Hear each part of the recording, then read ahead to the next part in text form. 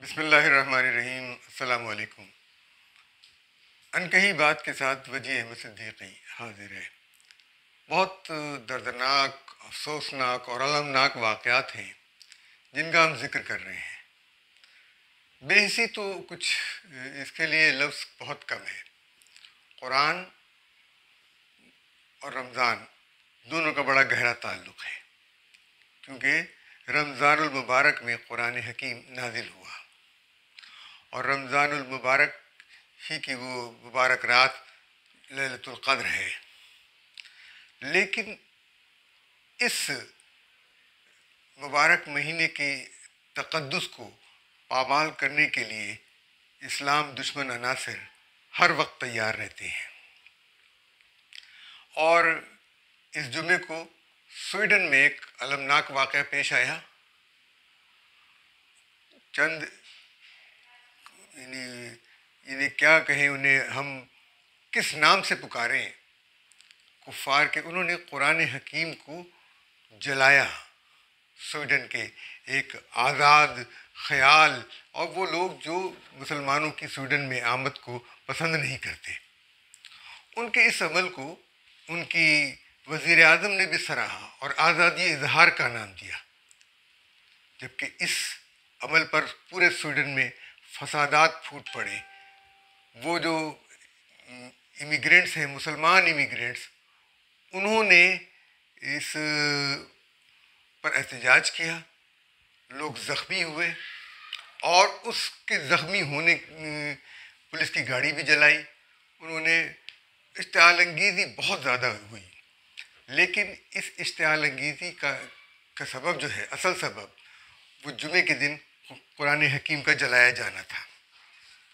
مسلمانوں کے جذبات کو دانستہ طور پر جو ہے وہ مشتعل کیا گیا۔ ان کی اکثریت علاقے میں پولیس کی نگرانی میں قرآن حکیم کے جلانے کا انتظام کیا گیا، اور اس پر سوائے سعودی عرب کے اب تک کسی نے احتجاج نہیں کیا۔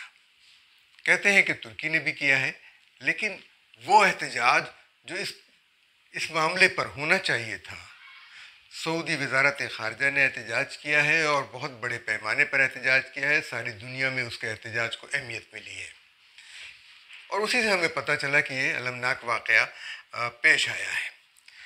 اب ہمارے ہاں تو ہر کوئی جو ہے وہ اسلام کا ٹھیکیدار بھی بنتا ہے، دعوے دار بھی بنتا ہے۔ لوگوں سے ووٹ لینا ہو تو اسلام بہت جلدی جو ہے وہ ان کے معاملات میں آ جاتا ہے۔ قیامت گزر گئی ہے، لیکن کسی کو احساس نہیں ہوا۔ اور یہ سویڈش وزیر اعظم جو ہیں، ایوا میک ڈیلٹا اینڈرسن نے، یہ کیسی آزادی اظہار ہے۔ آپ تو خود اپنے پرچم کے اوپر صلیب لگائے ہوئے ہیں، ایک نشان لگائے ہوئے ہیں، ہم اس کا احترام کرتے ہیں، لیکن کوئی اگر اس کو جلائے تو کیا آپ کے لوگوں کے اشتعال نہیں ہوگا؟ شاید آپ کے نہ ہوتا ہو۔ ہمیں اپنے مذہب سے، اپنے دین سے بہت محبت ہے، اور یہ کارروائی خاص کر کے مسلمانوں کے علاقے میں کی گئی، اور یہ افسوسناک بات ہے۔ اور صرف یہی نہیں، یہ مسلسل مسلمانوں کو سویڈن میں جو ہے وہ تکلیف پہنچائی جا رہی ہے، زچ کیا جا رہا ہے، اور 2020 میں بھی قرآن حکیم کے جلانے کا انتظام کیا گیا، اس کی تقریب بنائی کی، ایک باقاعدہ اس کے ساتھ جلایا جاتا، اور پھر نعوذ باللہ من ذالک، یعنی اور توہین کے تمام مراحل تو طے کر دیے۔ یعنی 2019 میں تو انتہا کر دی تھی کہ قرآن کی توہین کرتے ہوئے خنزیر کے گوشت میں لپیٹا گیا اس کو۔ اس پر مجھے یاد نہیں پڑتا کہ تحریک انصاف کی اس حکومت نے، جو ریاست مدینہ کی دعوے دار ہوا کرتی تھی، اس نے کبھی احتجاج کیا ہو۔ 2020 میں اس کے دور میں گزرا، 2019 میں اس کے دور میں گزرا، کبھی احتجاج کیا ہو؟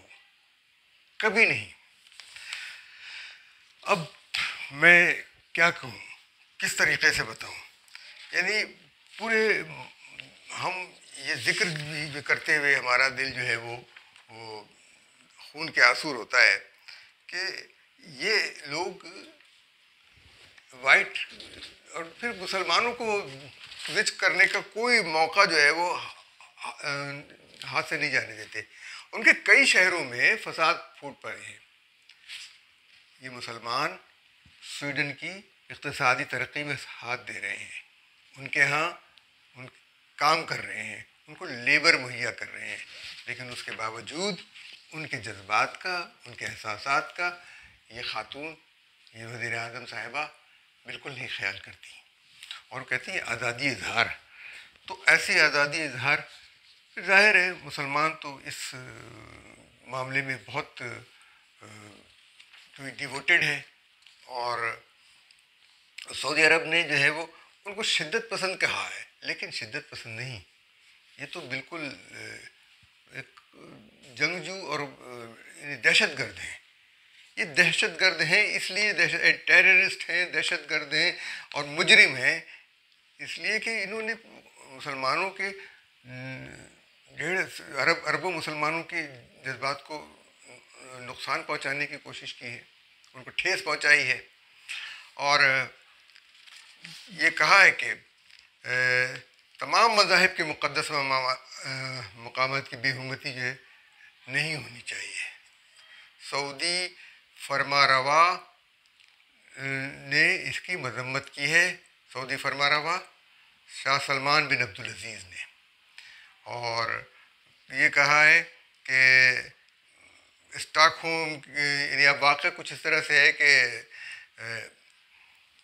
دارالحکومت اسٹاک ہوم کے مضافاتی علاقے رینکیبی میں جمعے کو ہارڈ لائن نامی سیاسی جماعت کے ڈینش رہنما راسمس پلودن نے قرآن نذر آتش کیا تھا, جس کے بعد کئی شہروں میں پرتشدد مظاہرے ہوئے, اور سویڈن کی وزیر اعظم میگڈالینا اینڈرسن نے پرتشدد واقعات کی مذمت کی ہے. یعنی آپ نے اس واقعے کی مذمت نہیں کی جس کے نتیجے میں یہ ہنگامے پھوٹے, اور سویڈن کے شہر نارکوپنگ میں پرتشدد مظاہروں کے دوران 3 افراد پولیس فائرنگ کا نشانہ بنے, زخمی ہوئے. پولیس نے 3 افراد کو گولی لگی جن کا اسپتال میں علاج جاری ہے. تینوں زخمی افراد کو جرم کے شبہے میں گرفتار کر لیا. اب کیا جرم ہے ان کا کہ وہ احتجاج کر رہے تھے قرآن حکیم کے جلانے پر.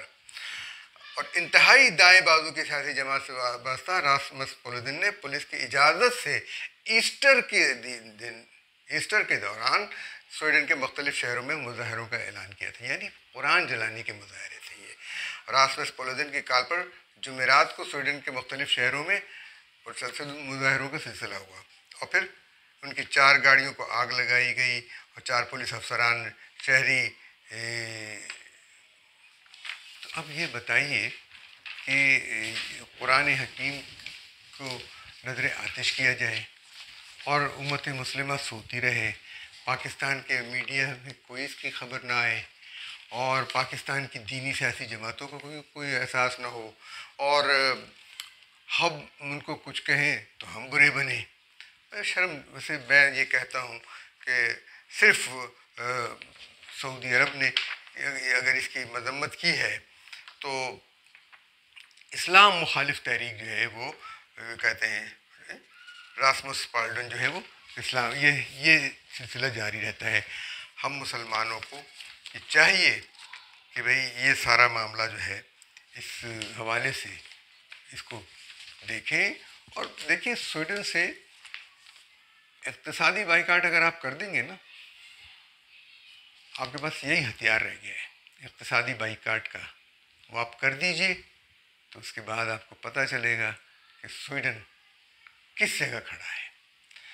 مجھے لیکن ہمیں افسوس یہ پتہ چل رہا ہے کہ ہم کس جگہ کھڑے ہیں. ہمیں تو اس مظاہرے سے کہ ہم اپنی سیاست میں قرآن حکیم کو بھول گئے, لیکن یہاں تک کہ میں آپ کو یہ بتاؤں کہ آج حلف اٹھاتے ہیں یہ لوگ پاکستان کے آئین سے وفاداری کا, لیکن اس کے اندر قرآن حکیم نہیں آتا ہے. اور جب امریکی صدر اپنے آئین اور اپنے ملک سے وفاداری کا حلف اٹھاتا ہے تو وہ اپنا ہاتھ بائبل پر رکھتا ہے، وہ اپنا دایاں ہاتھ بائبل پر رکھتا ہے اور اس پر رکھ کے قسم کھاتا ہے کہ وہ ملک سے وفادار رہے گا۔ کیا ہمارے ملک میں بھی قرآن حکیم پر ہاتھ رکھ کے یہ لوگ حلف اٹھائیں گے کہ وہ ملک سے وفادار رہیں گے؟ پارٹی سے نہیں، ملک سے، فرد سے نہیں، ملک سے، اسلام سے، دین سے، کیونکہ قرآن حکیم جو ہے ہمارا وہی دستور ہے، اور ہمارا دستور کہتا ہے کہ ہمارا کوئی قانون اسلام، قرآن و سنت سے منافی اور متصادم نہیں ہوگا۔ قرآن جل رہا ہے اور ہم یہاں اپنی سیاستوں میں مصروف ہیں۔ ہمارا وزیر اعظم شہباز شریف سے مطالبہ ہے کہ وہ اس واقعے کی نہ صرف مذمت کریں بلکہ سویڈن کے ساتھ سفارتی تعلقات پر بھی غور کریں کہ کیا انہیں اس صورت میں برقرار رہنا چاہیے یا نہیں۔ اجازت دیجیے، اللہ حافظ۔